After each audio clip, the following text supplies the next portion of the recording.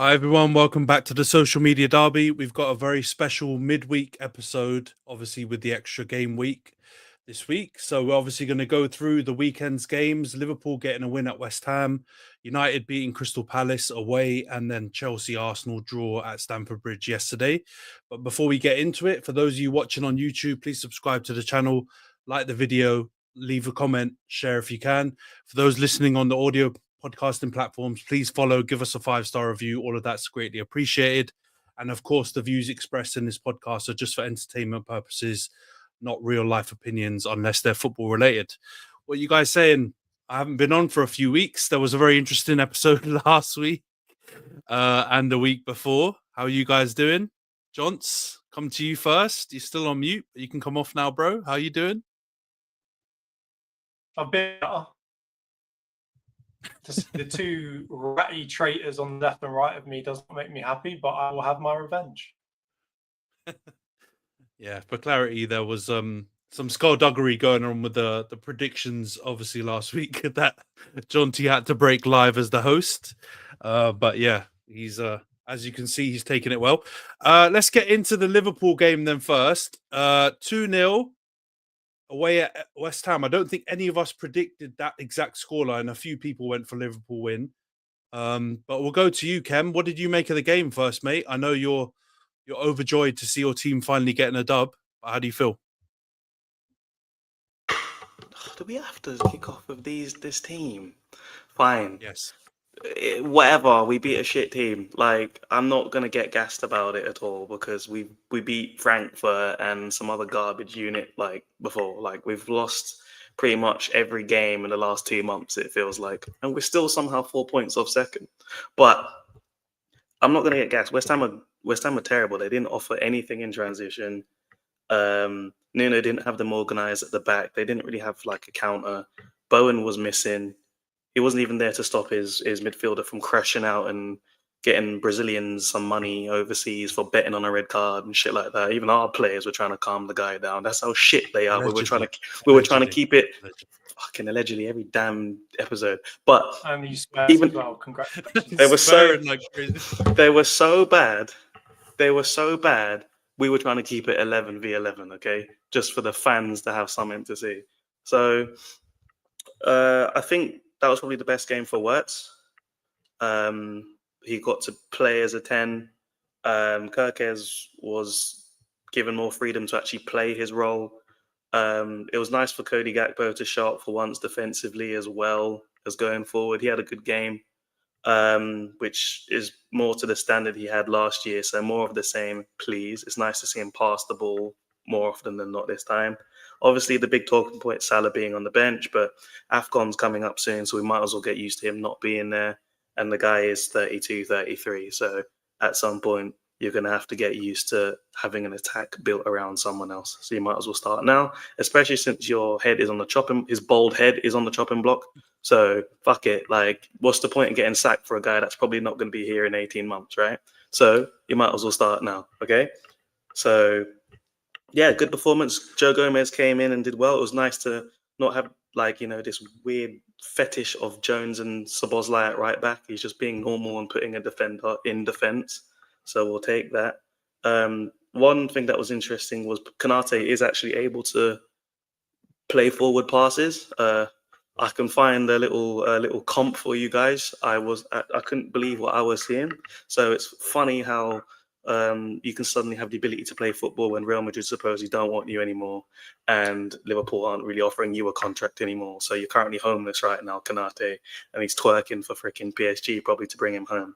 So we'll see what happens. But it reminds me of the NBA where like Kawhi Leonard and these guys, when money's on the line, they can suddenly show up and have some talent. Great finish from Isak. That's probably his 4th shot on target since we signed him. So, if we keep supplying him and understand that he likes to have the ball into the box early and not delayed and all this rubbish stuff, then that would be good news. I'll be there on Wednesday.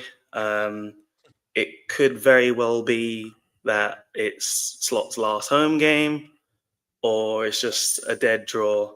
It'd be nice to see the team score because I didn't get one of those the last time I went. So that would be appreciated greatly. It's a night game, so I'd not like to be freezing my ass off and bored. So if Sunderland want to come out and ball out, then that'll be fine. If we want to turn up, then that'll be fine as well. The main thing I'd like to say from this segment is this strip is cold. I don't care. Ray, you can hate as much as you want, and that is that. I'm done talking about this crap team, okay?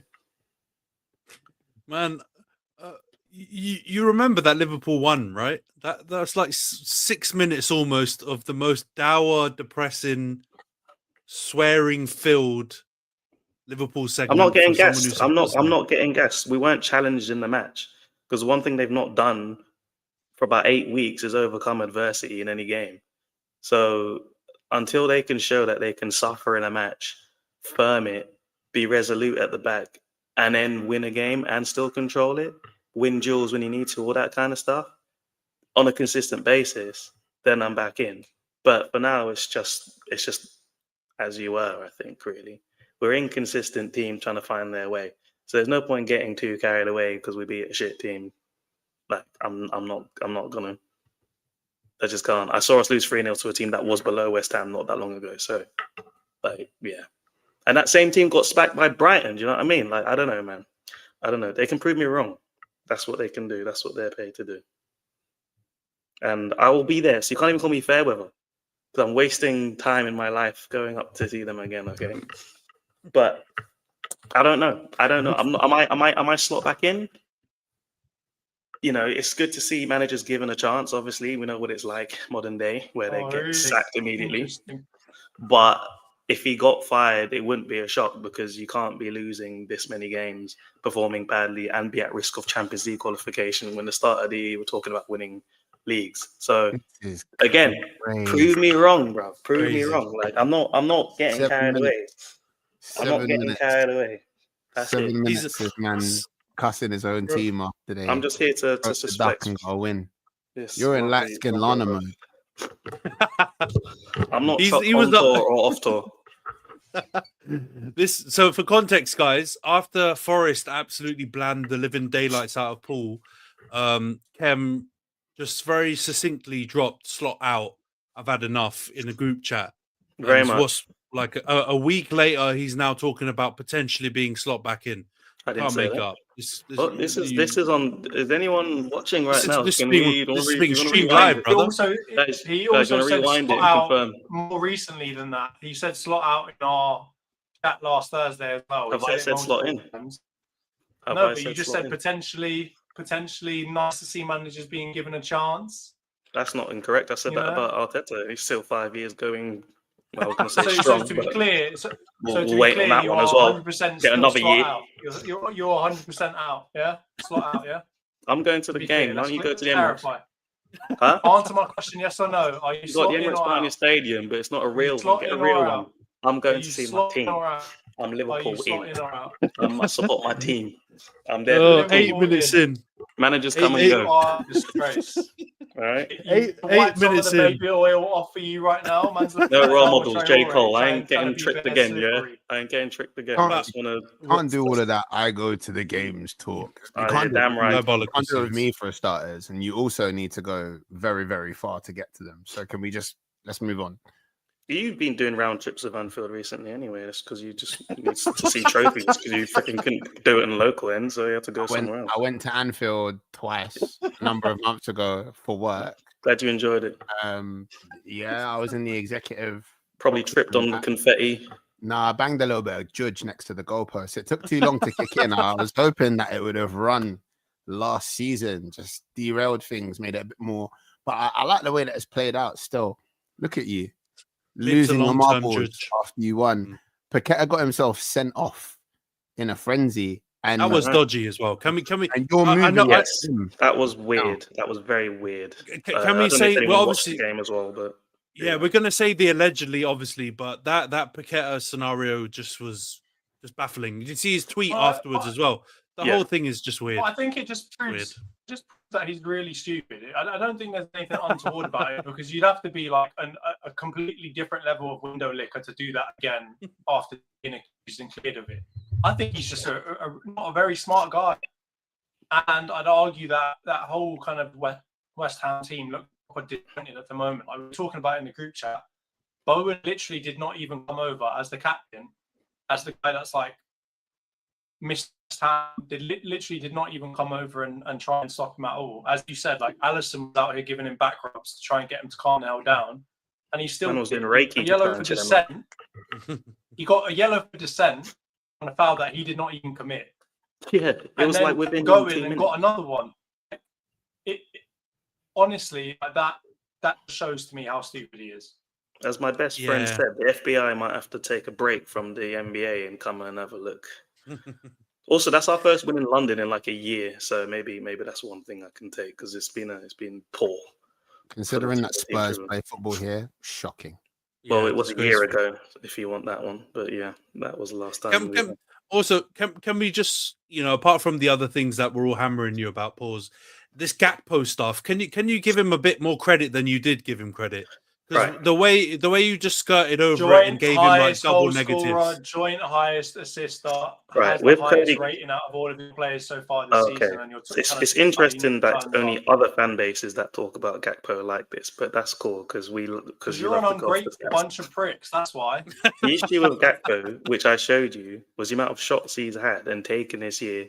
His XG is shocking from all of it because he's been wasteful, and like I said, because his competition is someone who's still in high school for crying out loud, or college, whatever, he ain't got to worry about his form because last year, or his first 2 years in the team, he was a rotation guy who had to play his ass off just to get back-to-back matches because obviously someone like Luis Diaz was there and so on and so forth, and obviously like Diogo, etc. But like, he's not helping the team because he does the exact same thing as Salah, but at least for the last few years, or majority of Salah's time at Liverpool, Salah had the end product to back it up, okay? He was getting not just a ton of goals, but a ton of assists.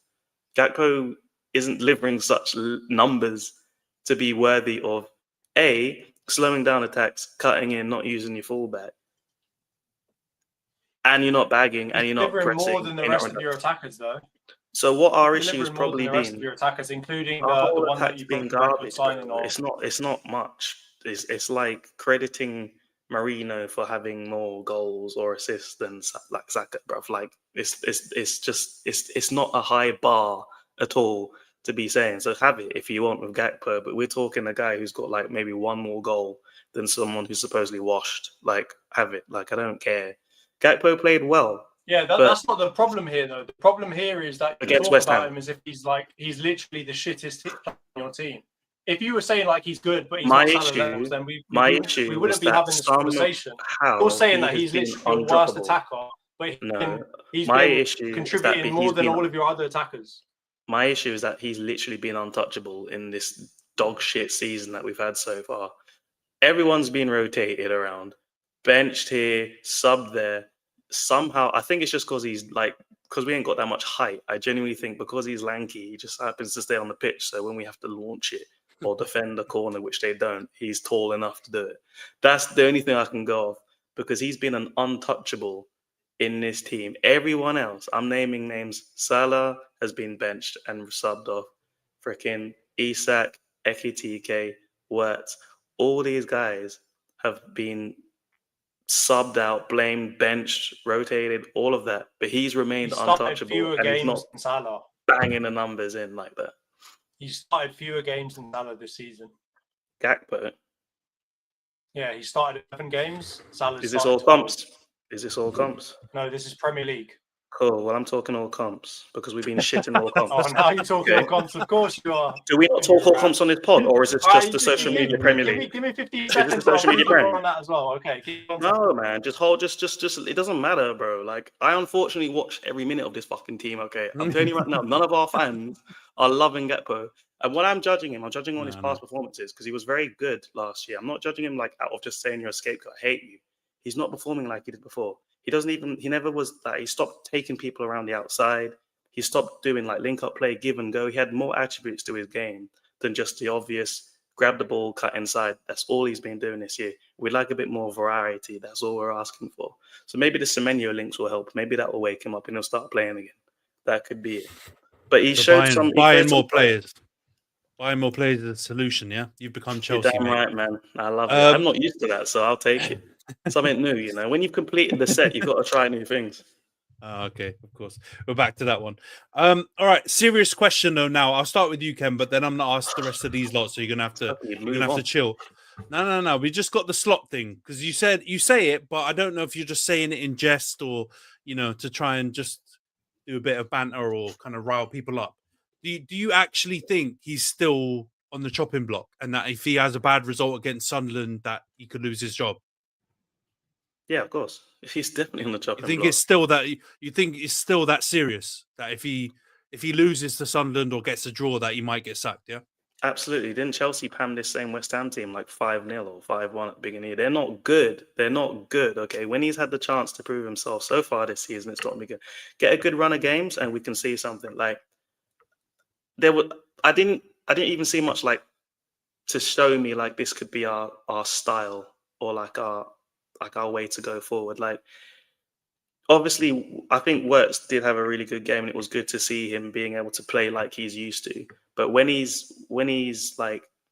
play against a team that will try and hit you on the break, freaking close you down quicker, high intensity, Sunderland are a much better challenge than West Ham will be. And then the next game after that is Leeds. They're a pretty average team. Those are games you should win. We don't win them. We'll see if we can do it, and then we'll go from there.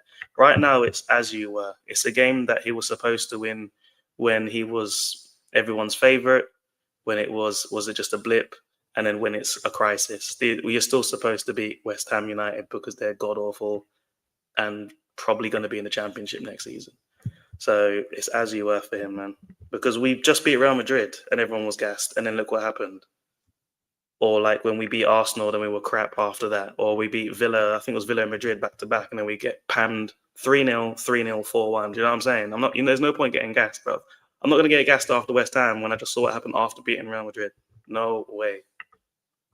All right, I'm not asked the Arsenal man then if they agree. Io, do you agree? Do you think that Slot is playing game to game, or do you think he's got a bit more kind of grace from the owners and the other Liverpool fans not called Khem or Brighton? I just want to say, dry your eyes, Khem. Whoa, word to the streets. Full government. Yo. Word to. We ain't even got like any Rustlers promotion or nothing. Dry your eyes, Khem. It's all right, man. It's all right. That was to sit back and listen for those last 18 or so minutes was a painful experience for having no input as well. that was dry your eyes, Khem. My goodness gracious, mate. Woe is me. How bad must things be when you spend that much money? And this is depression. You honestly sound like I actually thought it was me for a second, but then you kept on going. I was like, actually worse than me. It's actually worse than it. But I'm on my goodness gracious.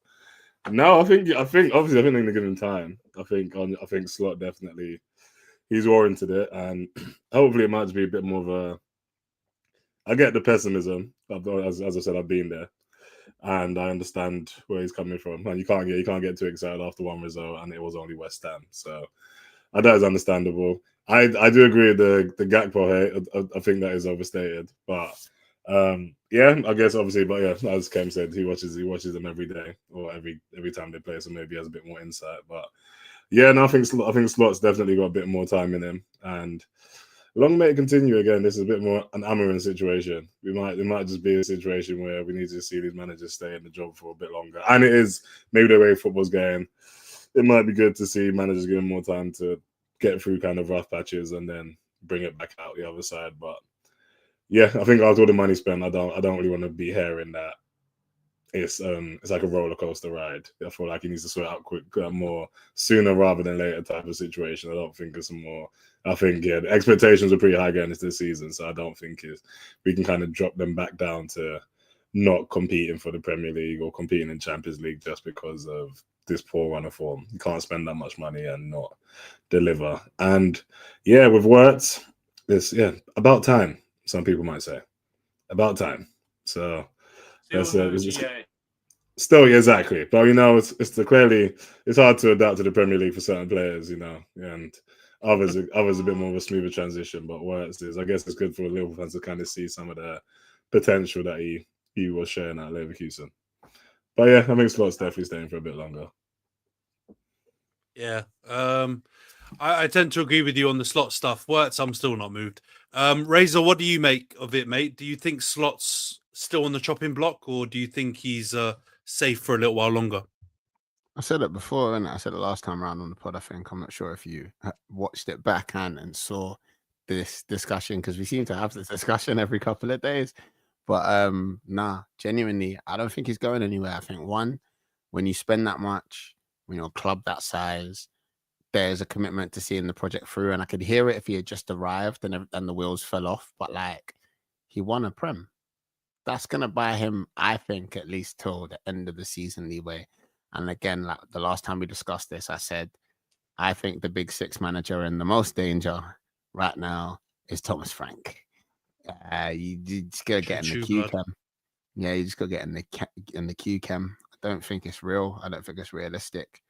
I'd be happy to be proven wrong, because also then it starts the whole thing of like, who are you gonna get mid-season? That's the thing, Ray. There's no other big manager out there either, really, that's available. Apparently, like for probably first time in a long time as well. Maybe Southgate. Please God, that would be beautiful. After all the Southgate flipping grief I was getting from Khem when we were I'd probably move to China if that happened. Oh, that would be beautiful. I did see some stuff about Xabi Alonso. Apparently, he's having some drama in Real Madrid, though. So I don't want to wish Slot to leave too much, but yeah. I know, Reza. I did watch the pod back because obviously the aforementioned situation that happened, and I know we're talking about it all the time. But I feel like Slot has to be talked about. This is. It feels worse than the Pep run last season, although I know the Pep run with the City was more losses.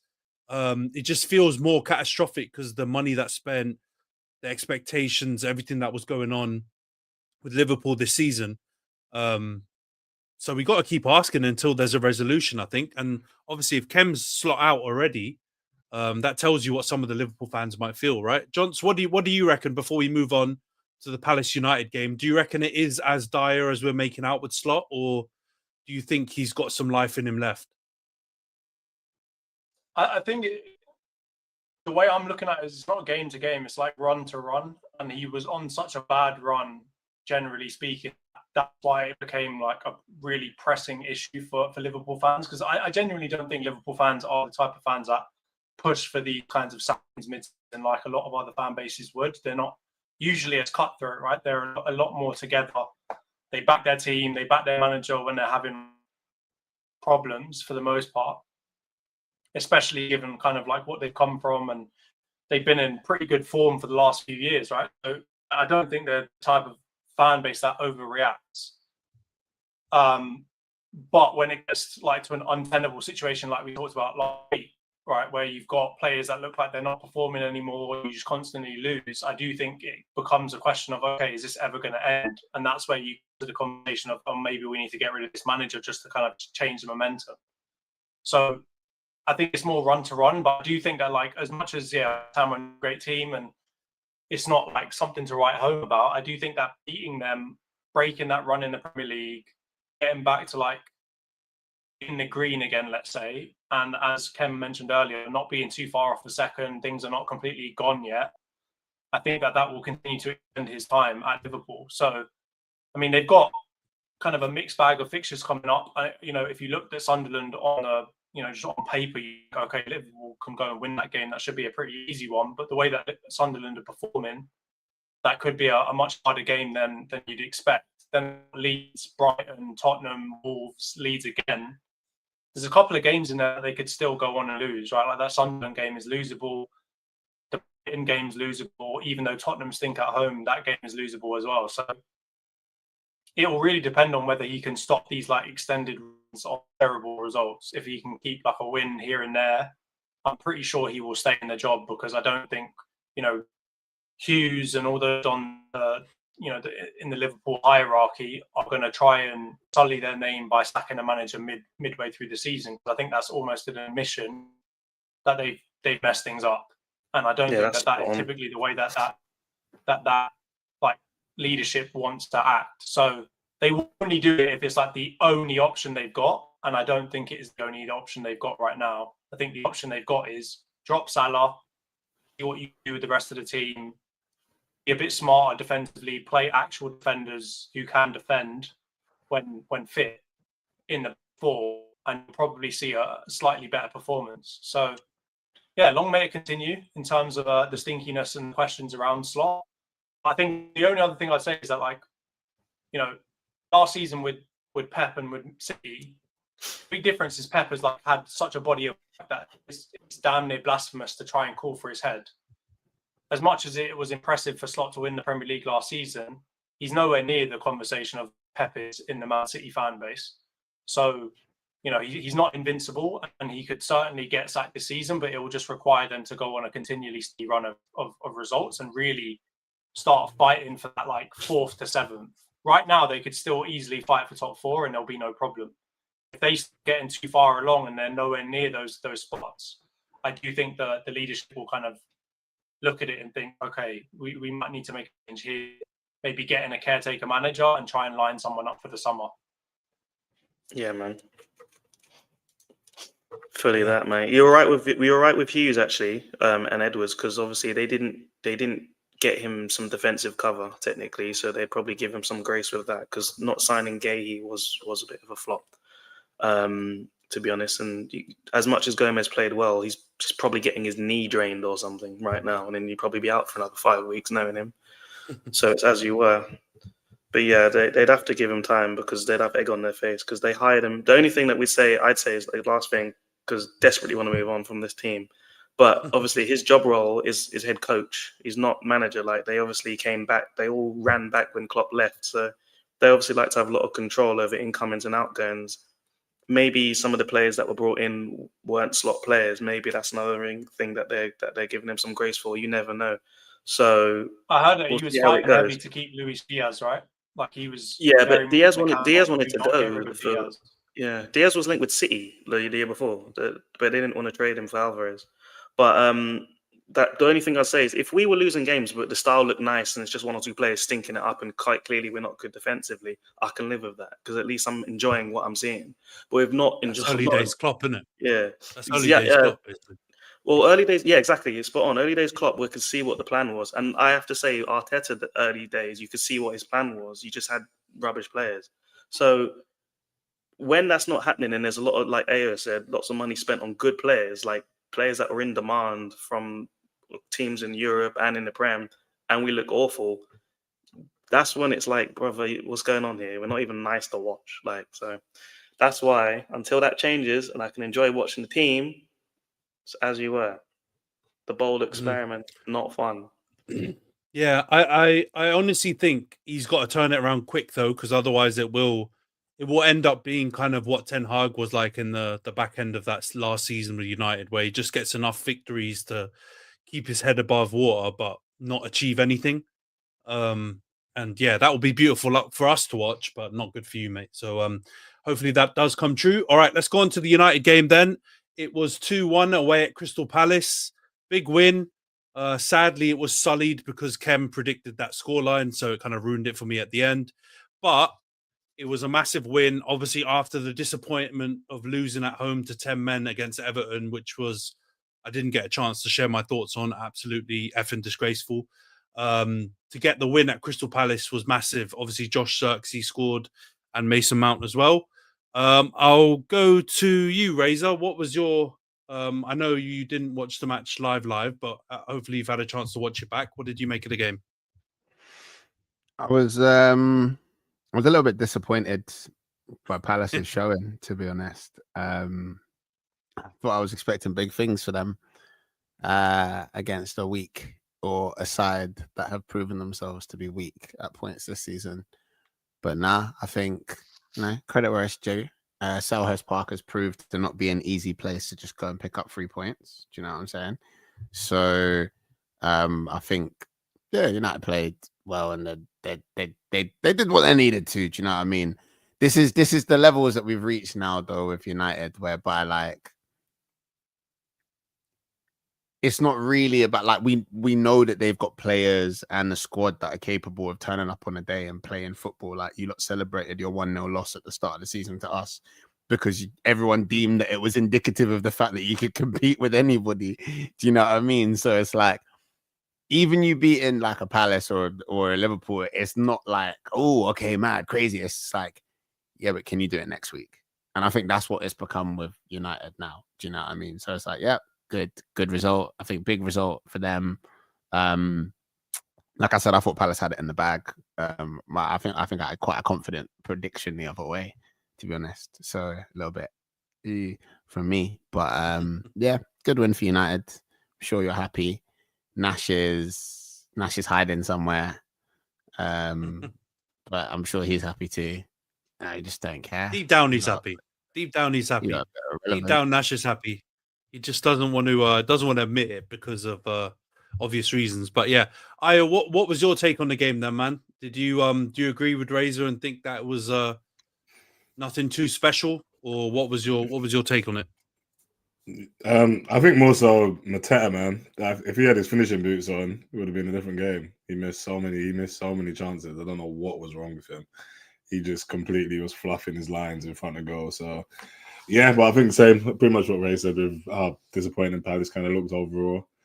Well, I think Wharton again, he's still such a good player. Like I love watching him play. But yeah, no, I think good result for you guys. Again, Selhurst is never easy. We've seen Palace take down many teams in red before, and this being they've made it a habit of taking them down. So yeah, so I think for United fans, especially after the Everton result, definitely something to feel good about. But yeah, I think Palace just put a poor show in and really disappointed. I think everyone expected a bit better considering. And yeah, I feel like you guys can be happy, but hopefully I think you guys have shown you're kind of pretty inconsistent. Like one good result is not indicative of how the next week's going to go, it seems. So I feel like, yeah, the roller coaster is very much alive with United as well. So yeah, I think good result for you guys. Reason to be happy, and Mount scoring as well. I think that was a rogue one. Didn't see that coming, but yeah, and yeah, didn't work. Didn't help my prediction as well because I thought Palace would definitely beat you guys at home. Unfortunately, yeah. To be fair, Khem was the only one that went United win, and I'm pretty sure it was just reverse judging us. So why I done that? You didn't believe that. Palace aren't used to playing in Europe. They're not used to. True, actually. Thursday, so it's actually true. They've had some bad results this season. Glasner's coming out and moaning a lot. Seen the interviews now where he came out and moaned. Yeah, they've not been good after midweek games. Apparently, they've not always lost, but they've dropped a lot of points after the Thursday games, and I think they lost. They lost away in. Well, this time I think they lost to Strasbourg or something like that. I think it was, who are actually a handy team, but yeah, they definitely gassed out in that second half. In the first half, they were all over us for the first 35, 40 minutes. And you guys are right. They did have a few chances. Mateta had one after Lenny Oro had a bit of a stinker in this game. I'm not going to lie. I love him, but he was poor in this one.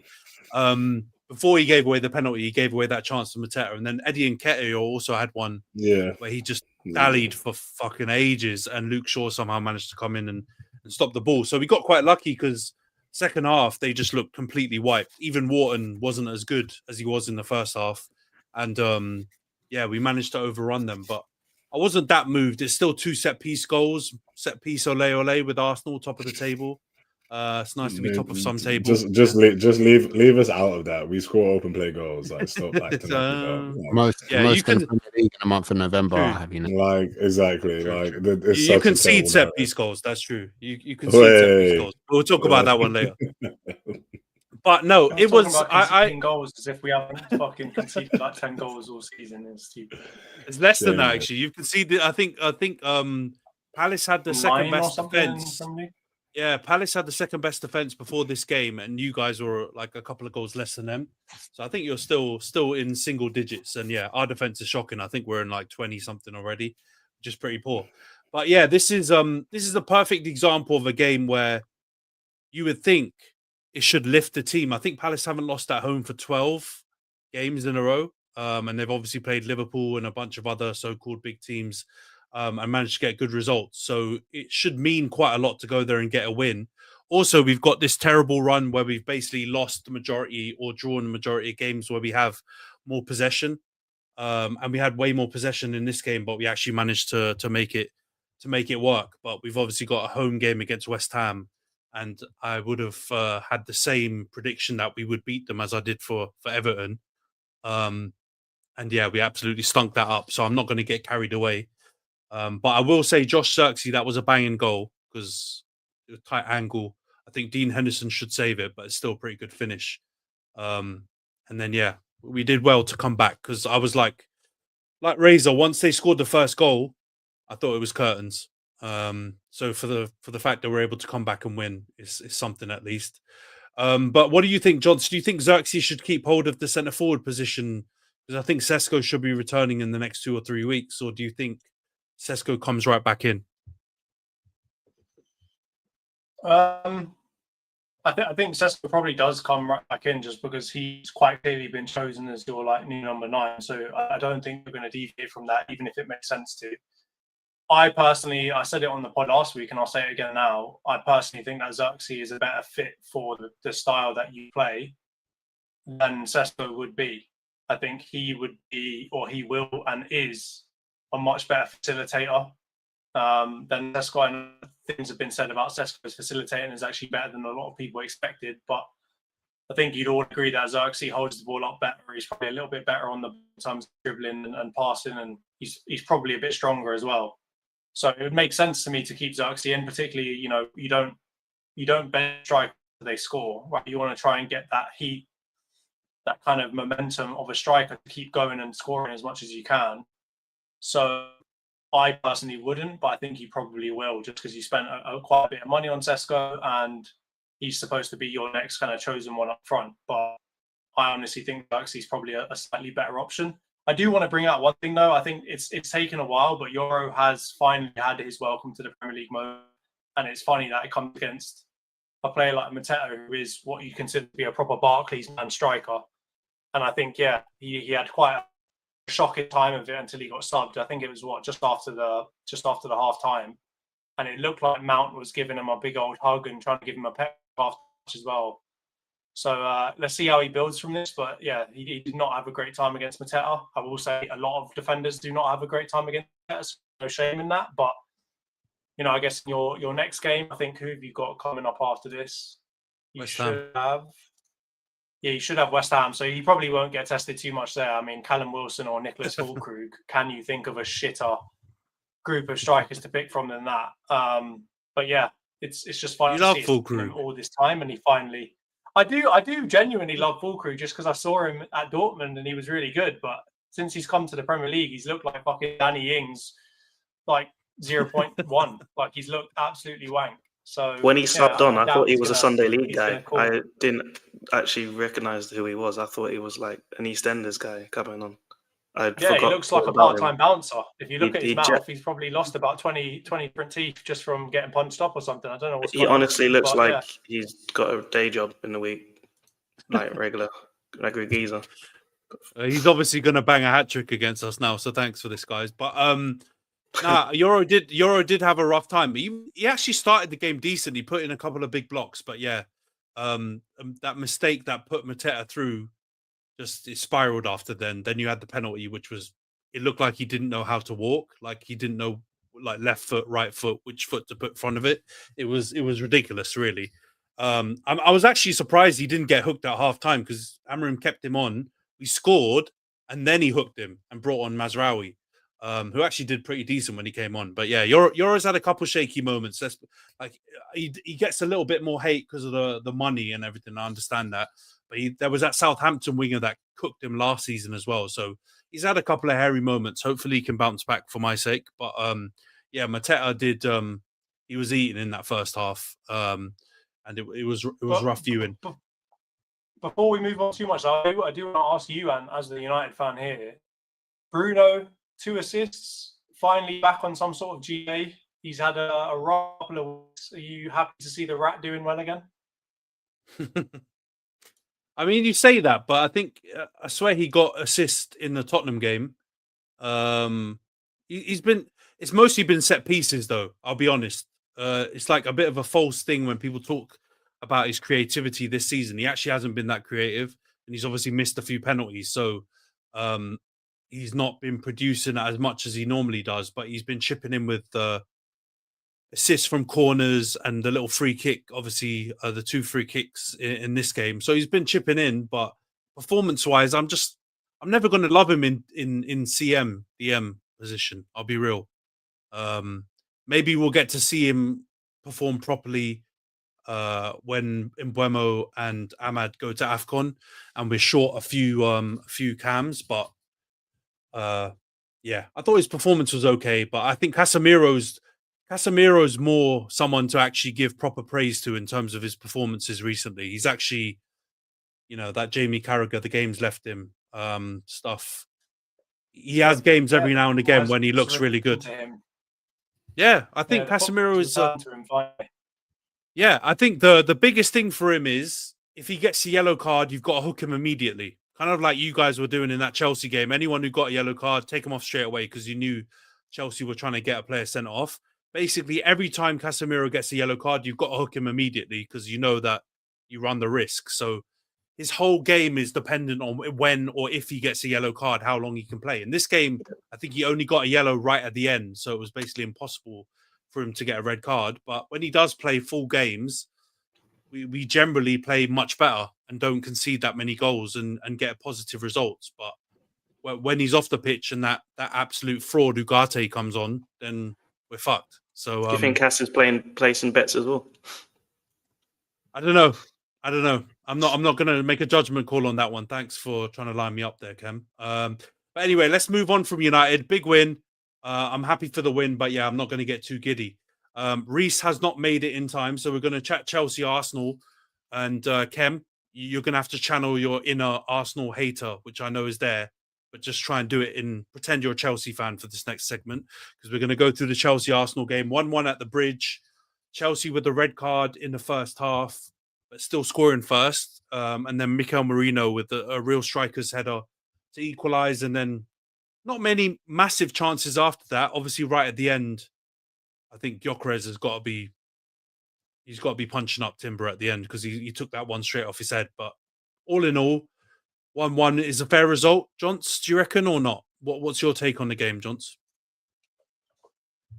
Yeah, I think it was a fair result. I'm sure Io and Rhys will get onto it, so I won't say too much, but I think they had a good game plan setting up Maresca. He is a good tactician, as much as like people give him flack and stuff like that. He really does know how to kind of play against specific types of opposition. I think their plan was really good. I think they obviously came out and said, okay, don't let them have any time on the ball. Try and do 10 men behind the ball thing. Just come out, play them man for man and be really aggressive. And I think that is what led to a lot of kind of the energy bar that was happening in the first half. And even into the second half, obviously, when Madueke came on and then Enzo started trying to do his performative bullshit that he usually does. But it was it ended up being a very physical game as a result. And I mean, don't get me wrong, they've got very physical players in their team when they need to have them, right? So you saw Chalobah's, he's a man mountain as well. You saw Caicedo obviously getting sent off for something that is definitely a red card. You saw Rhys James really trying to run around and bully our players off the ball. It worked. And I think, I said the first half up until the red card, essentially, they definitely had the better of it. I'm not going to gas it and say like they were significantly better than us because, let's be honest, they didn't have any really clear open chances. Est put a couple of balls into row Z. Looked like he was trying to hit the fucking West Ham stadium from a couple of them shots that I saw. But like outside of that, there were no really big clear-cut opportunities. And I'd argue that we probably had the better of them with Martinelli's shot that that Robert Sanchez saved really well. So overall, it's pretty even. And then obviously once it turns into 10 men for Chelsea, you'd expect for them to maybe sit back a bit, but they actually didn't. They kept pushing on us. They got that goal. It was diabolical defending, set-piece defending from us. I know people saying stuff about like Enzo potentially being offside in that. I think that's bollocks. I think it was just generally just really bad defending overall. Then it was really weird. Then they decided to put 10 men behind the ball and just do nothing, right? Like they just wanted to essentially stifle us and just sit behind the ball. And that's when we kind of got our goal back. And then they started playing again. So it was kind of weird that like little period between them scoring and us scoring where they really, if they just kept the same game plan, I actually think they could have been more successful, maybe gone on to push for a second goal, or at least kept things like 1-0 to Chelsea. But as soon as they did that, obviously, Saka was in Correa all game. He just didn't really have the end product with it. But when he did manage to kind of get a good cross into the box, you obviously have the Marino there to put it away. And then from there, I think it went back to being a pretty even game again. They still had their chances. It didn't really seem like it was one round. It felt a lot like a pretty even game. Then I think in probably the last 10, 15 minutes, we started to dominate a little bit more. We had a lot more kind of drawn to them, and we couldn't convert it. So definitely feels like points dropped. And more so than anything, it just annoys me that we couldn't beat, because I don't want to come out at the end of this season and then a bunch of shameless Chelsea fans saying, "Oh, you won the league, but you couldn't beat us, though, could you?" Because you know that's what they're going to be saying, right? I saw bare of these fucking combined 11s. They put in 6 or 7 Chelsea players. They're the most gassed up, delusional fan base at times. Not really specific, but a lot of the other ones that are like have a big voice on socials. They chat absolute shite. And I just got to say one thing. You'll see it in my tagline here. Rhys James is not man of the match. I don't care who fucking paid off James Carragher or whoever else to say that. He's not the man of the match. Robert Sanchez is by an absolute country mile. So I don't want to hear nothing about Rhys James. And if you are going to talk about Rhys James, make sure you also talk about your golden boy, Caicedo. Make sure you talk about your boy that locked up Yamal, Cucurella. Don't just be chatting about Rhys James when he's running around doing a whole lot of nothing, when your goalkeeper is literally saving your ass left, right, and centre. So it's player of the match. You're in there, you're watching from somewhere, shut up, be quiet, hold your lips. Oh, fair enough. I can tell Jonty's carried over his being rattled a little bit from yesterday's back and forth. Razor, what did you make of the game, mate? Did you do you think that 1-1 was fair? Do you agree with a lot of the things that John said about how the game went? Yeah, it was fair. I don't think we went for it enough to warrant anything more. Definitely, if we'd gotten that chance at the end, if we'd scored that, I would have felt very smug. It would have felt like a bit of a smash and grab, despite them having had 10 men for the majority of the game.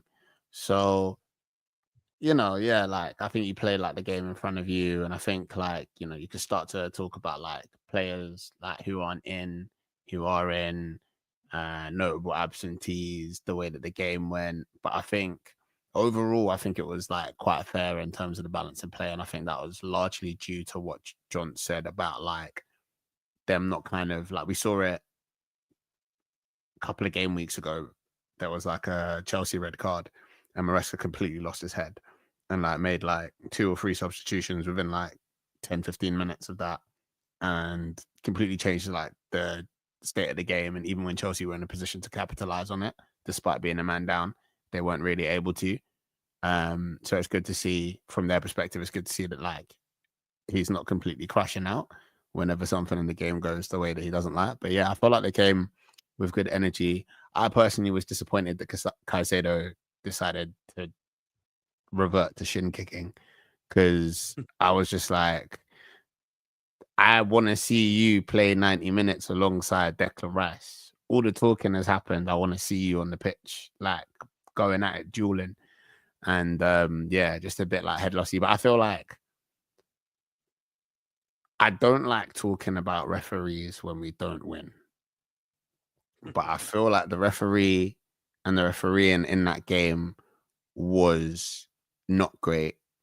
I don't feel like they ever really had control over the game from literally like the first time when the ball came in and Saka got like clapped by Cucurella. And then I think it just kind of went on and escalated. And yeah, I at some point, yeah, like I want to see these rules when it comes to chatting to referees implemented like equally and fairly. I've been watching lots of Premier League football. I'm still yet to see any other player get a yellow card for using a towel to dry the ball, even though it rains a lot in this flipping country. Do you know what I mean? Yesterday, or was it yesterday? Shit, yeah, yesterday. Or the day before, whatever, you know what I mean? Like during the game, there was there were several points where like there's a bunch of Chelsea players surrounding the referee, basically telling him to send players off. Like, there's a reason. Do you know what I mean? And it's like it's like the offside thing, and it's like I don't think we turned up enough to deserve to be like, oh, we didn't get what we did, like we didn't deserve it. And do you know what I mean? I feel like 1 point is fine, but yeah, it just felt like it ruined it and took a couple things out of the game. And I don't think it was just in terms of Arsenal as well. I think Cucurella was struggling a lot with Saka. I think he was being a gripey little so-and-so. But I actually think the tackle that he got his first yellow card for was probably the cleanest out of the first 3 or 4 tackles that he did. Like, he got the ball. It was, maybe it was a bit like energy, maybe it was a build-up. But then, like, if you're playing football, that sets a tone, innit? Like, you're getting told not to foul. Players, he did like the accumulation thing, right? Where he's okay, this is what I mean? Foul, so I'm giving you a yellow. But then for certain man, he was just like, all right, this is your first one, you're getting a straight yellow. So it was weird. Like, we ended up with like fucking 6 cards in that game. I don't think that we were fouling Chelsea any more than they fouled us in that game, and yet that's where we went. So it was weird from Antony Taylor, but you want to expect this from these certain types of referees that just trying to make the game all about them. Yeah, but all in all, I was not disappointed particularly. I completely agree with Jonty's tagline and passionate rant about justice for Sanchez. I don't know. Chelsea fans all seem to get like this like one hymn sheet that they all sing from in it. They're not in the top 4. They're just about in the top 4. They're not like in the title race. They're the humble guys. They're just humble, chill guys hanging around, looking at Europe. Like now, suddenly it's Rhys James is great. And sorry, Khem, don't mean to give you PTSD, but we had this thing with Trent as well. It's like, why is everyone trying to argue that someone's the best right back or fullback in the league based on man doing a whole bunch of shit that ain't nothing to do with being a flipping fullback? Man are telling me like the amount of fans like Rhys that were like, oh yeah, see, like Rhys James told him you were talking about Timber. I was like, my brother in Christ, Timber is a fullback. He goes up the wing and down the wing and he defends and he helps the attack. He is a fullback. He plays like a fullback. Man want me to say that Rhys James is the best right back in the league because he was playing centre mid. What are we doing? What are we doing? But yeah, like I think he had a good game. I think Chelsea like stuck to their game plan. I think this player of the match stuff is overrated. Maybe I don't know ball in it. Thierry Henry and these man up. Oh, Rhys James, he's amazing. I feel like Sanchez was definitely the guy that made the difference for him. Just feel like what you said about like they all sing from the same hymn sheet. I mean, they do it on their players as well, right? Like they've all got the same 3 or 4 players that they bring into every single conversation. They've all obviously lined internally beforehand that these are the stats that we're going to talk about. These are the talking points that we're going to say. And Rhys James is one of them.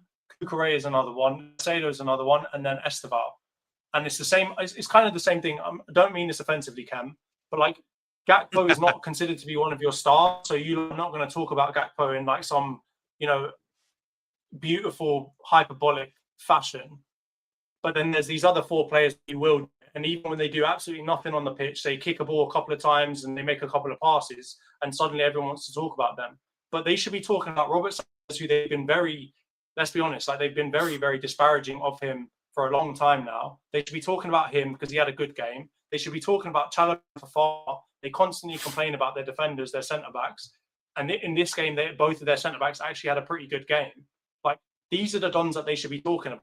Not talking about Rhys James at centre-mid, who got one assist, and apparently now they're telling me also that he led to a bunch of yellow cards. Since when is the statistic of getting other people booked something that you need to be chatting about, like as if that's some great thing?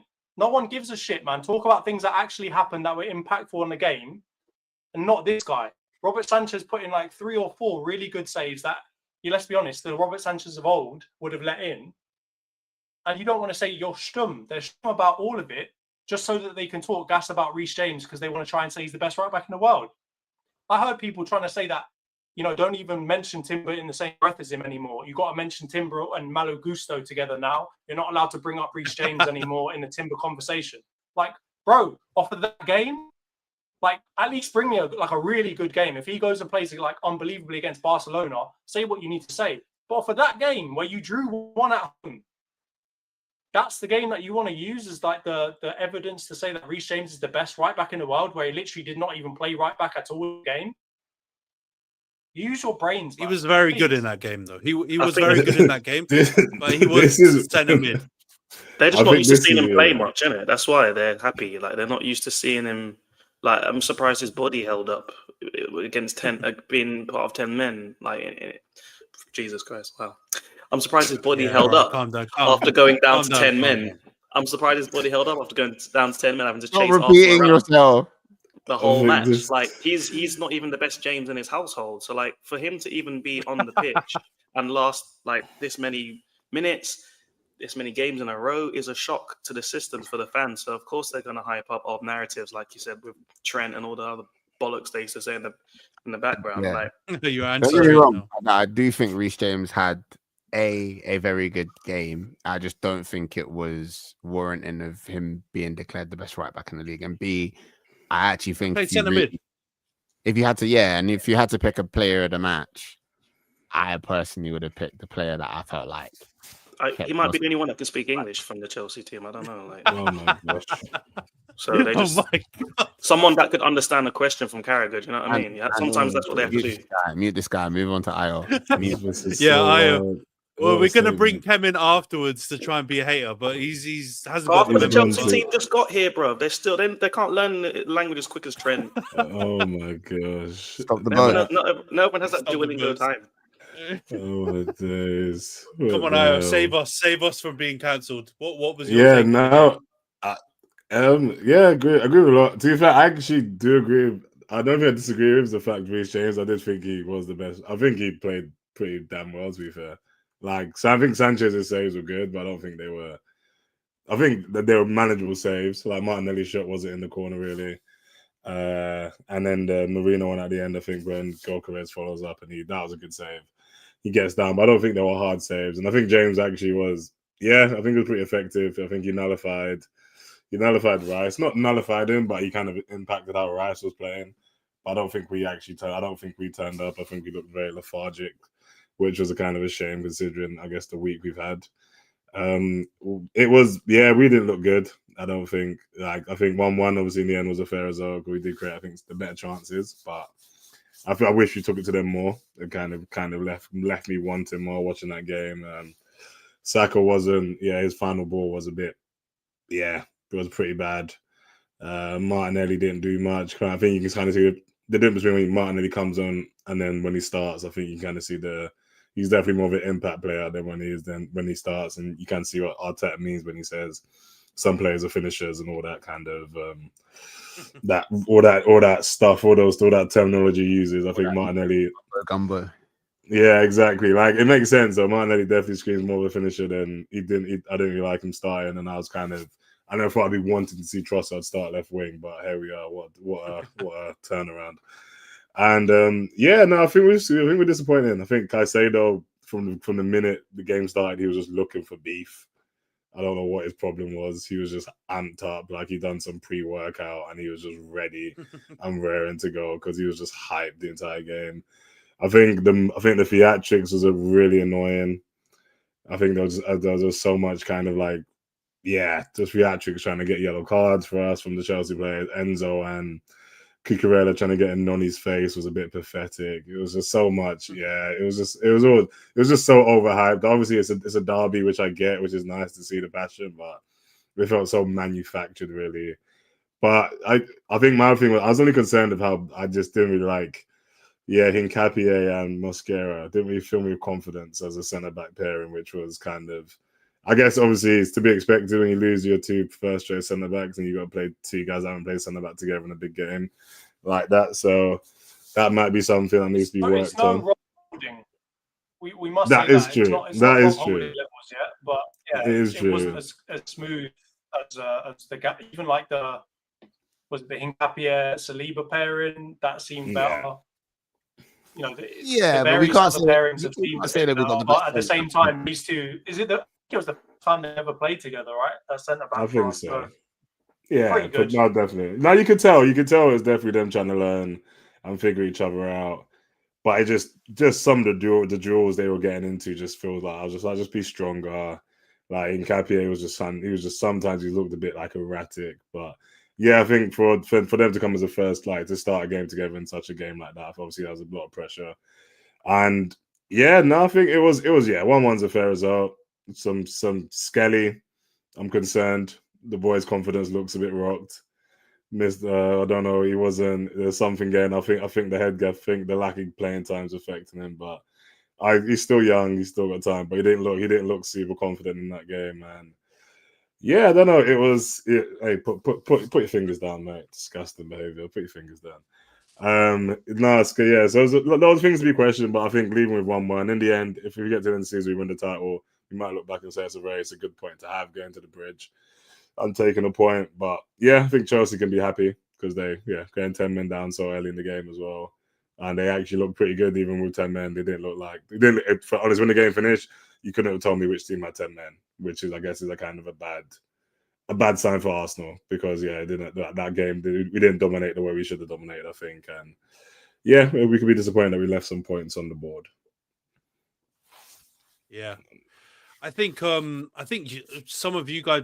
I think maybe it was you, Rhys, who said like a draw is probably fair because I think when teams go down to 10 men, and obviously I had this experience like last week or whatever to a much shitter degree. Obviously, you kind of have to go for the jugular, but you guys didn't like you guys have all said. Chelsea almost seemed to react more and get more aggressive when they went down to 10.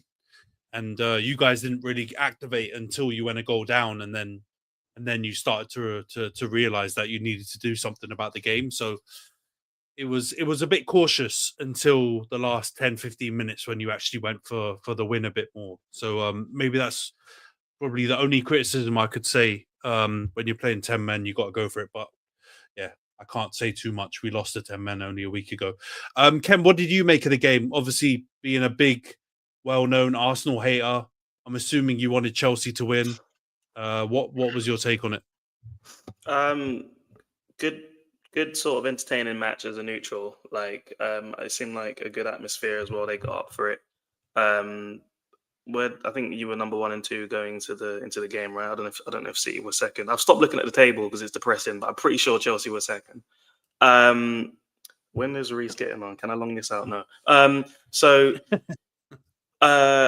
I was joking when I said that the refs were favouring you for Caicedo. That was a clear red. I think what was shocking was the fact that two things. Yeah, first of all, they needed to wait for him to give a booking to then call him over. Like, bruv, just call him over. What are you wasting 5 minutes for? It was reckless. Just send them off. Like, the refs in this country are god awful. I'm gonna be careful when I speak about refs because I was wild in the last time I spoke about one ref on here, so I'll try and keep it PG.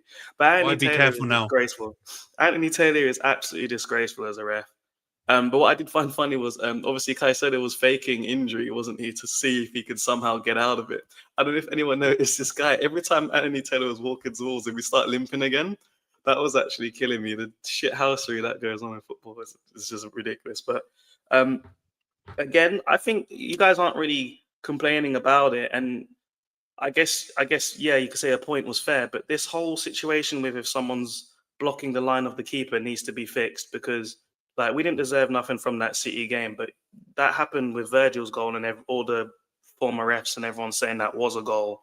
And then our very next game against Forest, the same thing happened and it was given. And then you guys have one that's given when maybe it shouldn't have been. Like, there needs to be like a line in the sand where they just say, like, was it clearly going past the goalkeeper? Could he see the shot or the header at the time of contact? And was this arsehole ever going to save it? Like, maybe they need to get some former players in the VAR room. I don't know. They need to tweak something.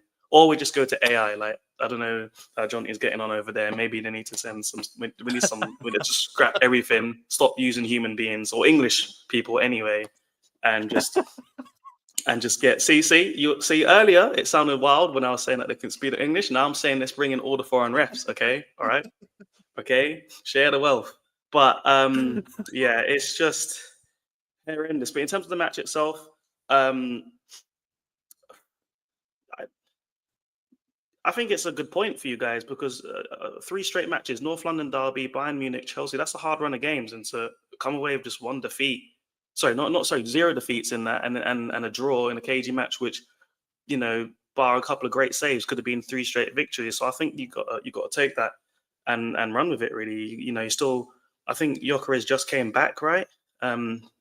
Martinelli, you're missing 2 centre-backs, guys. Like, I was getting greedy talking, but that's your backup centre-backs playing for the first time at Stamford Bridge. And, you know, even before the red card, you know, it's not like they were being, you know, destroyed like Euro was, right? They were doing their thing, holding it down. I think you guys have a solid team and a solid platform to run with. Like, those are 3 really difficult matches where the other team are going to be up for it as well.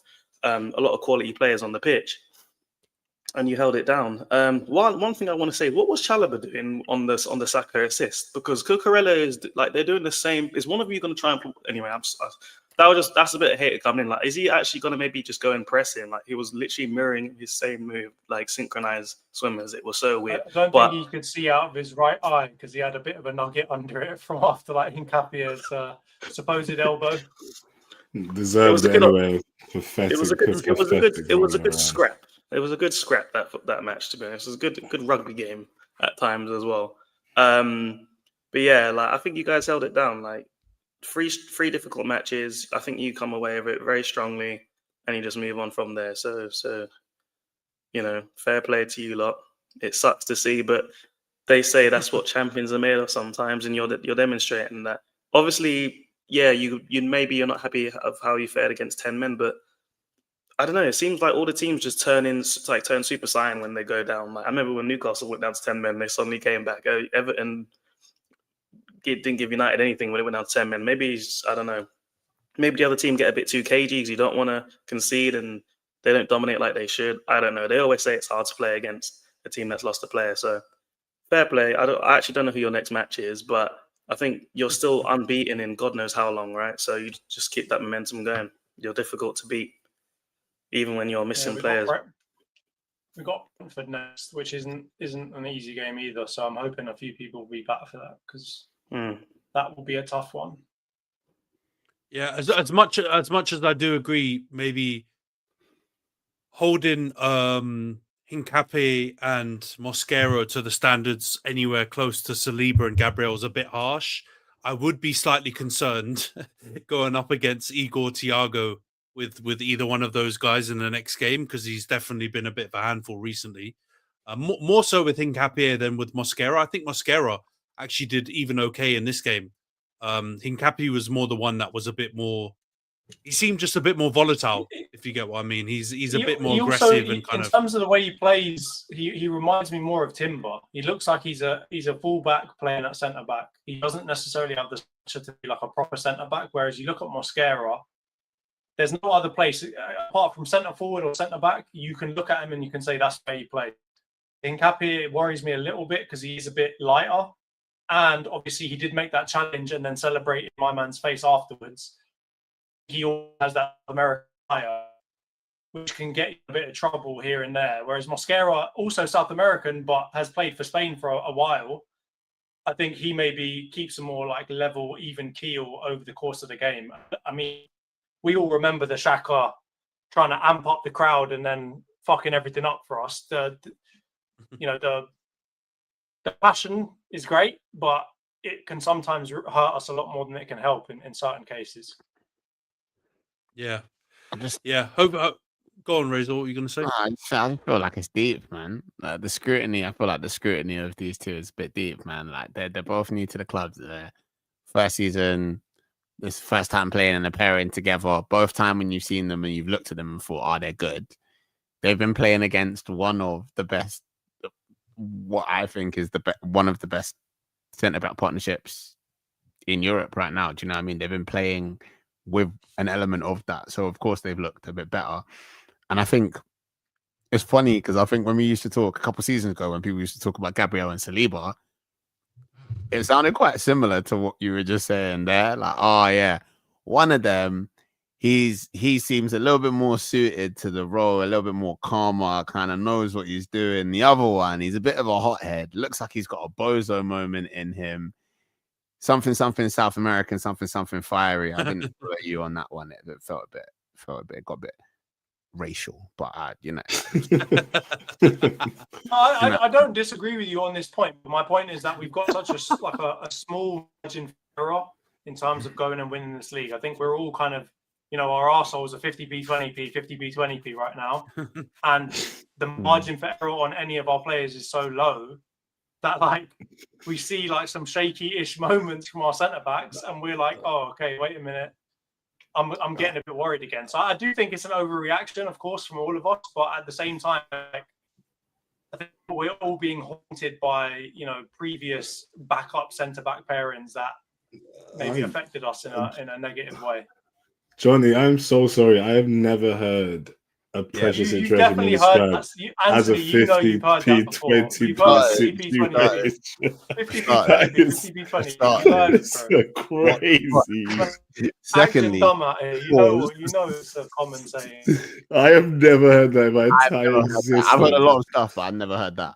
50p, 20p. I've heard people, I clenched my arsehole, you know what I mean, when stuff get. But 50p, 20p, that is... It's so vivid. It's oddly specific, bro. It's a financial term. This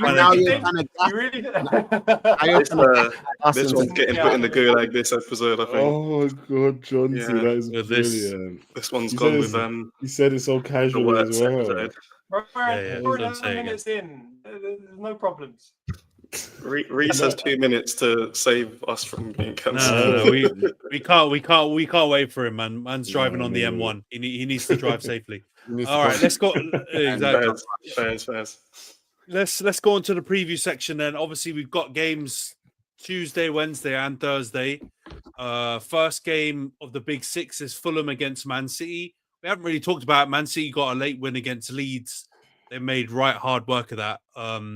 And they're going away to Fulham, who obviously Fulham beat Spurs in the last game at White Hart Lane, or the old White Hart Lane. Io, you're top of the table. We'll start off with a Prediction League recap because there's been a few movements actually before we get into it. So Io, you're still top, 46 points, 8 correct scores. Rhys, who's driving somewhere out there, is up to second place, 43 points, 7 correct scores. Jonty is down to third now with 42 points and 6 correct scores.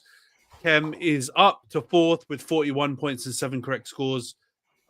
Rhys is up to fifth, 40 points and 4 correct scores. I'm down to sixth, 39 points, 5 correct scores. Nash is still bottom with 26 points and 2 correct scores.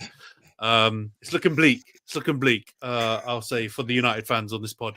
But Io, let's start with you. Fulham Man City, what's your prediction? I'd just like to start with a homage on my prediction, just to say that, I missed the last few predictions, obviously, and my presence, I know I've been sorely missed by a few people. But I'm glad to be back here to give predictions live. And so for Fulham Man City, I believe I've gone with, 1 second, let me find it. Oh, wait, I can't find it. Let's go. Oh, fuck. Oh, sorry, that was the wrong thing. My bad. Sorry about that. What was my score? Was it 3? Was it 3? Was it 3-1? How long is he going to take for these fucking predictions? Are we not putting time on this? 2-1. You're sending time 2-1 Man City. You can't find it because he doesn't do the predictions, Ant writes it. 2-1 Man City. It was my score. 2-1 Man City. Oh man. Oh yeah, that was probably the longest wind up to a prediction we've ever had on the podcast so far. All right, 2-1. Rhys has also gone 2-1 Man City. Jonty, what's your prediction on this one? Same, 2-1 Man City. All right, Khem, what's your prediction? Same as well, 2-1 City. All right, I can see a trend developing here. Razor, what's your prediction on this one? 4-0 Fulham. No, I'm joking. 2-1 City. Fuck's sake. All right, great. And it's me next. Guess what? I've gone 2-1 Man City. So that's all 6 of us so far. 2-1 Man City. Nash has gone 3-0 Man City. So he's he's always different. He's got to try. He's desperation now. Come on.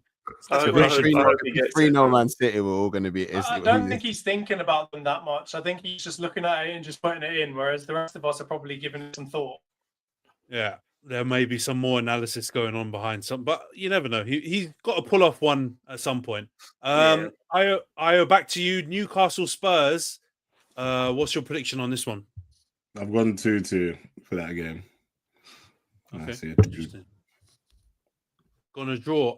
Rhys has gone 3-1 Newcastle. Jonty, what's your prediction on this one? 2-1 Newcastle. All right, Khem, what's your prediction? I actually forgot. 2-2. All right, you've gone draw as well. Razor, what's your prediction on this one? Newcastle Spurs. Away, man. 3-1 to the Geordies. I'm actually quite surprised that a couple of you have gone draws on this one because we can maybe touch on this a little bit more now. Spurs look fucking awful. Yeah, Let me just say it. Oh my god, they look awful. What's going on? I've never engine because he keeps getting trains run on his defense.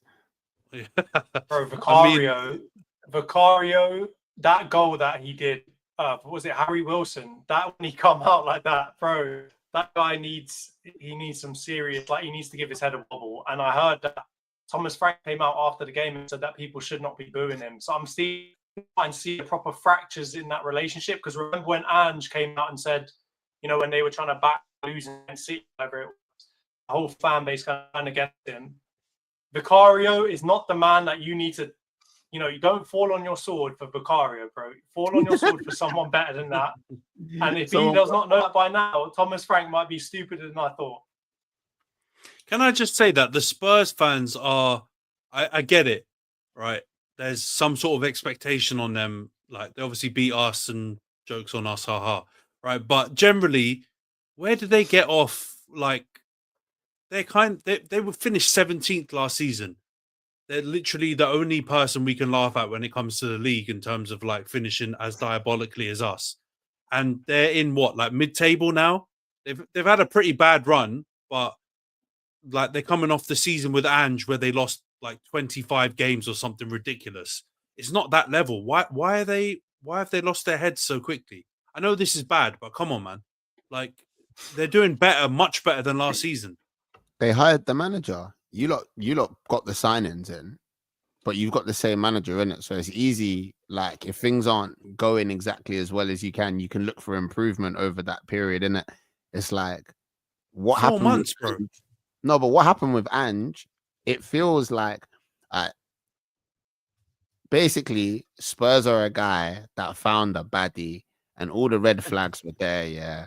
Like, she had the crystals and the, you know, them incenses. She smoked her special cigarettes with rose petals instead of tobacco, you know, and them things there. Like, all the red flags were there in it.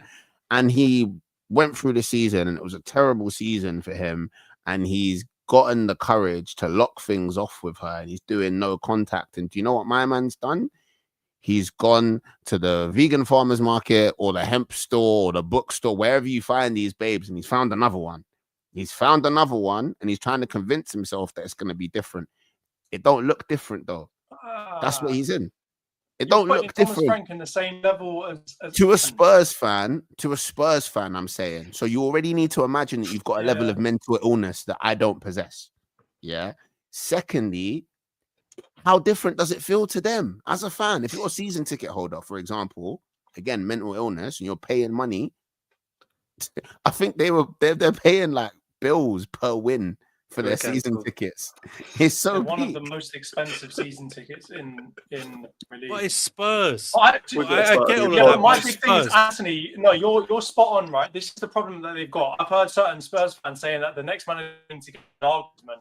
They are delusional. They literally have delusions of grandeur where they think that they've got options to get way better managers and better players than they can actually get. They don't realize. I can understand their delusion. Some like, be happy with who you've got. No, yeah, that's fair enough. They got Conte and Jose. To be honest, both of them were in a weird part of their career, and they quite quickly found out that Spurs ain't the club that you want to be at if you want to win stuff, right? So they both got the hell out of there really, really quickly. They need to realize that their level is like Thomas Frank. It's that second tier down. They need to be going and getting their managers and them players and then build something there so that they can actually attract better players and better managers to their team. And they're going to have to go through some struggles to get there. But they think that they've got the option to go and fucking Rodrigo. They think they've got the option to go and get an Argusman. Bro, you're not in the conversation for that. Even the amount of money that English teams can throw at people, you're still not in the conversation for any of those players, bro. You're not going to see Rodrigo come to you. I've never understood Argusman doesn't even know that you exist. Saying top spur, like that Korean or Chinese done out here. Like, bro, people don't know who you are. Build your team back up so that people actually know who you are. Europa League did not convince anyone. People were still looking at that final saying, Man United are playing who? They thought that you were Carrier Bag FC, bro. Like, you don't involve yourselves in these conversations yet. Build something, and then you can get there, and then people won't confuse you for Bodo Glimt to be constant. Like, get back to a level and build from there. Let's not just assume that you're in this conversation. You're not. It's true. Wait. I don't even know why we spoke. I remember asking early on to Ant, like, why do we even have to predict Spurs games? Like, this wasn't that their first trophy in like God knows how long, and before that was God knows how long. Like, I don't know where this entitlement comes from. I don't even know why they get media coverage. No, actually, I do know why they get media coverage, but I won't say anything more because we've said enough today. But anyway, besides the point. Okay, I don't. They're like Everton to me. Like, genuinely, I don't understand. They just have a lovely stadium where Beyonce can have concerts and Usher and all these. That's all Tottenham are. I don't know what they are fundamentally. Right. Like, they're just there. We need PR training, man. We need to go through.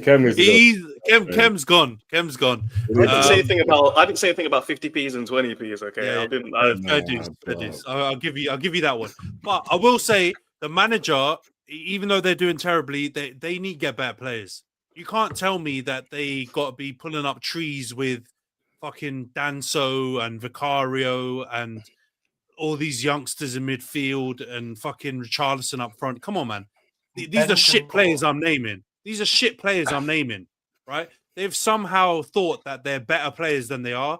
Like, Madison Fair Dues is decent. Kulusevski's pretty good. Solanke can be decent, and he always batters us, to be fair. But, like, the rest of their team is pretty fucking average if we're looking at it. So give Thomas Frank a bit of time. Let him get a few more good players in, and they might actually be decent. But he's not. He can't turn water into wine, man. We got to. They need to relax themselves. You guys are also doing facts, but you specifically asked about their delusion, innit? Like, every fan base has delusion, innit? We spend a lot of time talking about how much the deluded gooners upset Lana. Do you know what I'm saying? At the end of the day, I'm just saying, from their perspective, if you watched Ange Ball, this is just more boring Ange Ball in terms of the results that they're getting from a fan perspective. I hear it. It's so peak. That's where the anger's coming from. I actually don't think it's necessarily entitlement. I think it's PTSD. Ange's broken these guys. Yeah, but here's the thing: you're comparing them to deluded Arsenal fans. Right? We have Invincibles. We have Henri. We have things that we can talk about. 17-year-old deluded Arsenal fans on the internet. No, but you can say that. That's fair enough. But at the same time, like, what have they got to really say that they need to be in the conversation to be fighting for the title? They've only fought for the title once in recent history, and they came third. That wasn't even a fight. Like, one Champions League final with two of the best players they've ever had in their history of Harry Kane and Son. That's what they're saying, that their entitlement, their delusion comes from. Is Xavi Simons a problem? When they bought Kane, he was not a star, right? They turned him into one. When they bought Son, he was not a star. They turned him into one. They need to realize you're not going to buy stars. That's not your team. That's not who you are. You need to build them. And they're not doing that. They're too busy, like, picturing the grass is always greener with somebody else. They're not getting Iriola. They're not getting Glasner. They're not getting Argusman. They're not getting Zidane. They're not getting Xavi. You're not getting any of those people. You've got Thomas Frank. You've got Venkataraman or whatever your CEO is. You've got Bentancur. These are the ones that you've got. They got the NFL. Your reality. Beyonce. They've got the NFL. They've got the go-karting. Exactly. They got the go-karting track and all the They got the Ledley King highlight reel, Gareth Bale highlight reel. Just have that, man. Adele tickets. Oh, Rhys, thank you. Get Levy back, for fuck's sake. Get Levy back. Just be who you need to be. This is your team. This is your club. This is your history.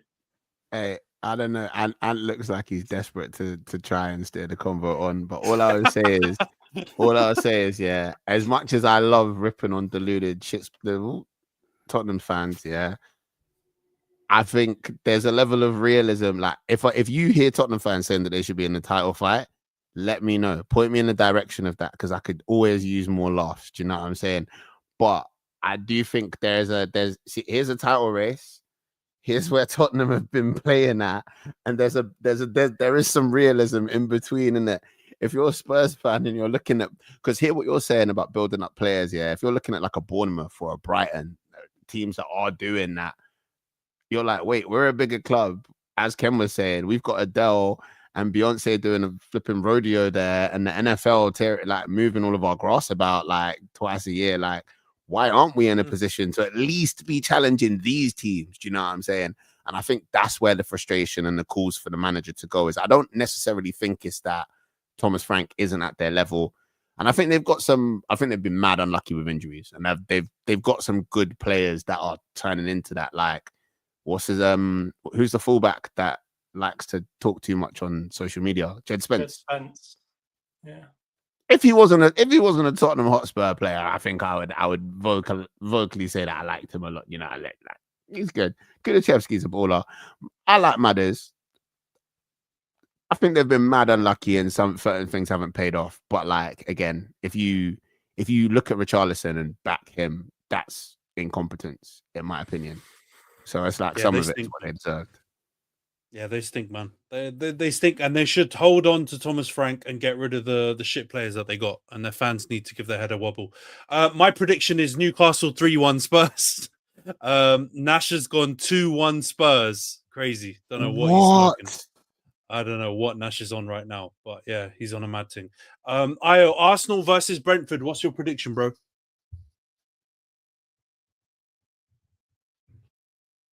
You're on mute, bro. I've gone 3-1 to the Arsenal. 3-1 to the boys. All right, fair enough. Yep, 3-1. Rhys, you're in the house. You missed the whole Chelsea Arsenal segment, bro, which was absolute bedlam. So when you watch it back, I heard the slander. Yeah. I heard the slander from my captain. My dad used to tell me, those who don't hear will feel. Wait, I can't explain them. Anyway. I went just like predictions, yeah. 2-0. Yeah. 2-0 Arsenal. All right, fair enough. I like that. Jonty, what's your prediction, bro? I've got 2-0 Arsenal as well. All right, 2-0. Khem, what's your prediction? Arsenal Brentford? 2-0 as well. All right, 2-0 again. Razor, what's your prediction? I've gone 3-1 to the Arsenal. All right, different. Oh, you and I both got 3-1. I've gone 2-1 Arsenal. So yeah, I think it'll be a bit closer. Nash has gone 2-0 Arsenal. Io, Leeds, Chelsea, what's your prediction? I've gone 2-1 Chelsea. All right, 2-1. Rhys, this is your moment. You can bundle in a little bit of your Chelsea commentary from the Arsenal game as well. Catch up a little bit. Well, yeah, I'll just keep it short. But yeah, I went 3-1 Chelsea in the race for the top 4. So hopefully we can get a win and keep up the momentum, you know. Yeah, just in the Arsenal game, obviously I heard you guys, you weren't kind of wrong. Obviously in the Rhys James thing, I think it's a game of opinions. I've got the stats, so I know the work he put in the game. He left Rhys at home literally because he was defending at centre back. But yeah, you can. It's a game you could say Sanchez. He did have a good performance. I think we can all agree on that. Like no one. I think a lot of people have been getting behind Sanchez a lot more now. So overall, it was a good performance. I think we set out to match Arsenal physically, and I think we might have overdid it slightly in certain aspects of the game.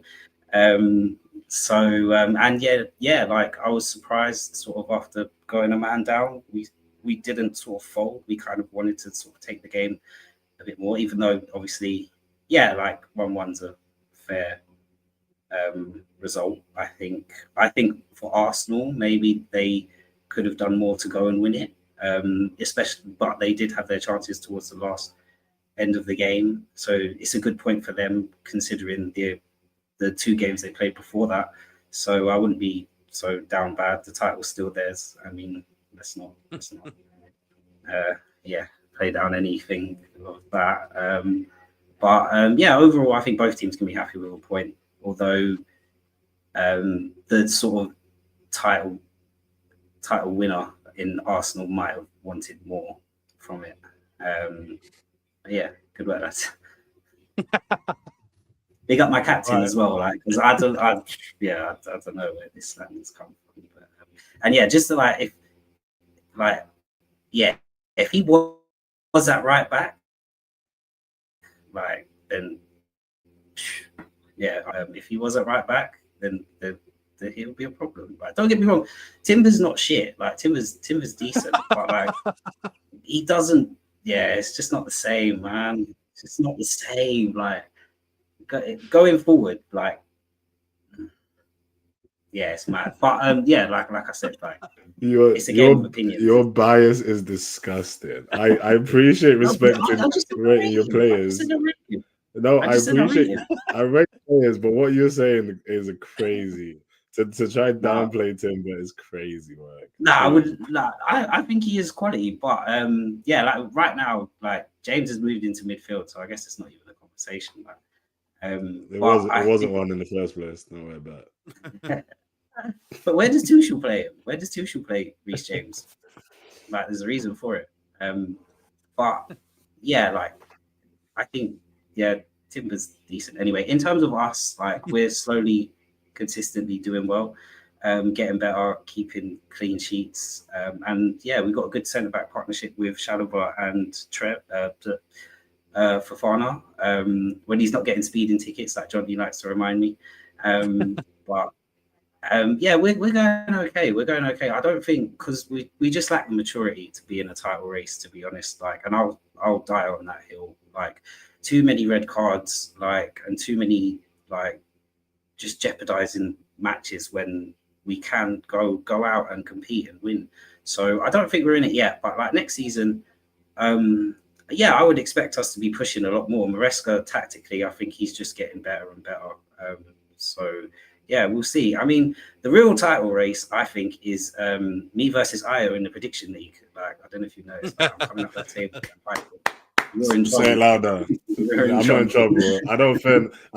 You know what's funny? I've heard that from about 4 different people in this conversation. That's what 4 different people have said that I need to be worried. And 4 people have fallen, man. Don't worry, you and Antony can celebrate the time you win it. Don't worry, you won your play together. It's okay. I'm telling you, you can take it back to a month ago. Poco said something about my name. Then after Jonty said something about my name. And now Rhys, you're saying something about my name. There's only one consistent there, boys. It's lonely at the top. I've told you this from the beginning. Word to a Shake, man. I've told you, it's been lonely, man. Someone join me. It's a marathon. It's a marathon, my friend. All right, John, so what's your prediction in this Leeds-Chelsea game? I want to say one thing first to mimic a very famous Liverpool fan. We don't do buts and maybes. We do absolutes. And if your aunt had balls, she'd be your uncle. So when you talk about Rhys James, if he played right back, he's not fucking back. So settle down. I've gone 1-0 Chelsea. Thank you. I was wondering where that was going to go. If it was going to be Rhys with the Rhys James slander, or if it's going to be Ayo with the prediction league slander. So you kept it right till the end. Well done, Johns. Khem, what's your prediction? Leeds Chelsea. Antony Chang, I've gone 1-0 Chelsea. Well done, sir. Well done. Razor, what's your prediction? Sorry, I closed that window in front of me, but while I reopen it, I will just say all the arguments I've heard about why Rhys James can't be talked down upon basically just lead to Chelsea fans thinking that he either plays prettier football or is a prettier man than Yuri and Timber. And that's not what I judge my right backs on anyway. 4-2 to Chelsea, in my opinion. 4-2 to Chelsea. He's better. If he doesn't match Timber defensively, he's not worse. No, he than doesn't match Timber. You must be talking about Timber's brother, right? Are His you, twin. you don't think he matches him defensively? You're not talking about Urian, right? You're talking about his twin. I'm surely. 100% The one that talking plays for about Ajax. Pastor Urian. Pastor Urian. Okay, interesting. Like, I don't know. I guess, yeah, it's a game of opinions. I'll just have to agree to disagree with you on that one. Like, yeah, everything Timber can do, James can do, if not better. And I'll die on that hill. Please don't. Yeah, stay away from Okay, that. so I'll give you one availability. Time you said that, don't die, please. See, moving forward. Before 2 to Chelsea. Fuck's sake. All right, I've gone 2-0 Chelsea, and Nash has gone 2-1 Chelsea. All right, Io, what's your prediction? Liverpool, Sunderland. I'm annoyed at myself for giving this one. I don't believe it whatsoever now I've read it. But I've gone Liverpool 2-0, and I don't know why I've done that. Really annoyed at myself. Don't worry, you can ask Antony why he did it afterwards. Don't worry. This is why I've got the byline. This is why. Can you tell the few of you watching live? Yeah, under fire host. You're only under fire. You're only under fire by a hater. Don't worry about it, man. No one, everyone else respects you. He's a hater. All right, Look at the Rhys, bromance. what's your The bromance is Rhys? What's your again. prediction? Liverpool, Sunderland. I went 2-1 Liverpool, but I was very tempted to go 2-2. Obviously, Sunderland are quite good, and defensively, Liverpool aren't great. And I think Sunderland can be aggressive to sort of get at Liverpool. But yeah, I'll stick with 2-1 and hope Liverpool don't let me down. All right, Jonty, what's your prediction in this game? I went for 2-2. I think Sunderland are a much harder game than anyone gives them credit for. I think they've done it against us. They did it against Chelsea. Somehow they didn't do it against Man United, so you never know. They might pose it up again. Bad, but yeah, I think they'll do all right against Liverpool. 2-2. All right, fair enough. You're going to draw. Khem, what's your prediction on this one? My head says 2-1 Sunderland, but I've gone with my heart, and it's probably going to fail me. But I've picked 1-0 only because I ridiculously asked for a ticket for this match time ago, and I'm stuck with it. So I can't catch another L in the flesh. If it was on TV, I'd have said another result. But 1-0, which is just ridiculous. Like Ayo said, I fully agree. Like even predicting a clean sheet for this team just sounds outlandish. But here we are. You got one against West Ham, so don't lose hope. Razor, what's your prediction on this one? Liverpool, Sunderland. They got one against West Ham because Paqueta had a bet on it. And secondly, allegedly. I wouldn't want to mess with his mental health. Very serious subject. Yeah, to be honest, you're just doing up cope, bro. I've gone 2-1 Sunderland. I was thinking about Liverpool potentially being the team that we know that they can be, but they kind of just got their 2-0 win against West Ham. So I think they're going to go back into silly mode. Yeah, I agree, man. Good side. Yeah, I agree. I've also gone Liverpool 1, Sunderland 2. I think their manager actually needs to get a shout out, you know, because what he's doing with that team, they've signed so many new players. A lot of them are actually ballers, though, so it's not like a crazy shock. But to do that and to be performing as well as they are, and I've never heard of this Don who manages them, so What's he's his not name? even like Labrie. Yeah, Regis Labrie. Yeah. And they sold So, Job as well, so he's done really well, man.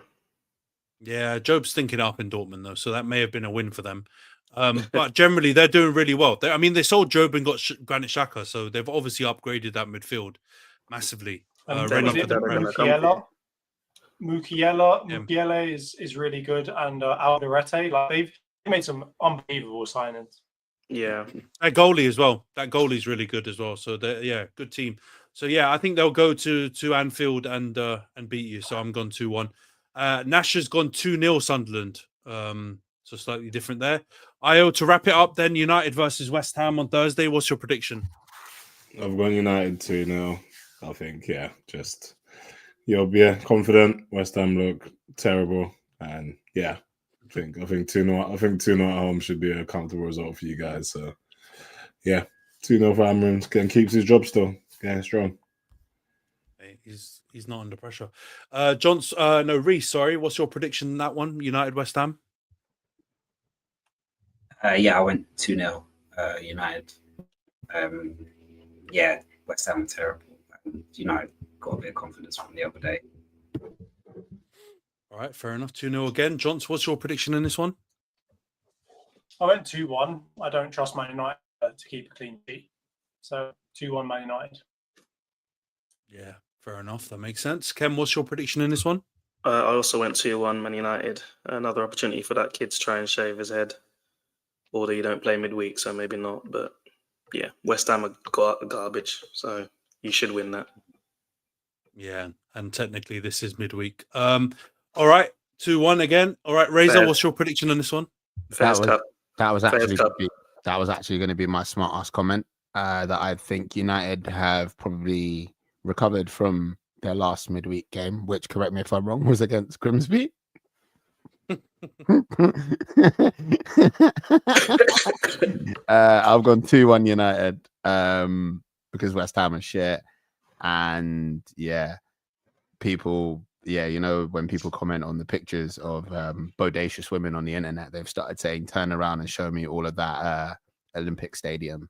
So, you know, Yikes. that's what the Queen Elizabeth Stadium, that's what they're saying, bro. They're saying that the running track, all of that, West Ham are just, people are talking about them getting relegated, man. It's kind of peak for all of the Essex bods. So yeah, I think even United will be able to get a win off them, unfortunately for Essex. But yeah, so I think we've got some United fans in Essex too, so there'll be some United fans happy in Essex. I've gone 3-1 United. If we can't beat West Ham, then fuck me. We've got serious problems, and Amarim might need to be heading to the job centre soon because they don't look good. Even Jared Bowen, who I rate as a player, he was god awful in that game against Liverpool. No Paqueta. Yeah, I can't see them getting a result. But to be honest, I was in very much this feeling with Everton. So maybe I should chill out a little bit. But I've gone 3-1. Nash has gone 1-1. Never know, he's a United fan. All right, guys, that wrapped up all the predictions. Midweek extra bonus episode done. We'll probably be here back end of the week to preview the games coming up on the weekend and running through the results. But yeah, thanks everyone for tuning in, and see you guys soon. Cheers.